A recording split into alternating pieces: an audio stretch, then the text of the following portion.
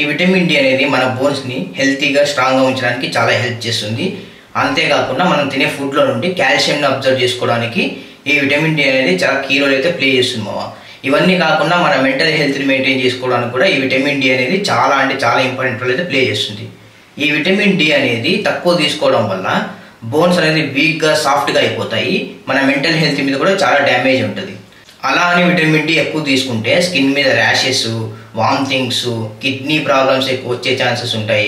Maybe kidney damage అయ్యే chances కూడా హెవీగా ఉంటాయి మామ. ఇక్కడ కొన్ని విటమిన్ డి ఫుడ్స్ అయితే మెన్షన్ చేశాను. ఇవన్నీ కాకుండా విటమిన్ డి అనేది మనకు ఫ్రీగా రోజు లభిస్తుంది. అది సన్లైట్. మనం రోజు ఒక 10 నిమిషాలు సన్లైట్లో కూర్చుంటే మనకు కావాల్సిన విటమిన్ డి అనేది మనకు అబ్జర్వ్ అయిపోతుంది. సో విటమిన్ డి అనేది మన బోన్ని హెల్తీగా స్ట్రాంగ్గా ఉంచడానికి హెల్ప్ చేస్తుంది. మన మెంటల్ హెల్త్కి హెల్ప్ చేస్తుంది. సో అందుకనే మీరు విటమిన్ డిని నెగ్లెక్ట్ చేయకండి. ఇన్ఫర్మేషన్ పడితే సబ్స్క్రైబ్ చేసుకోమా.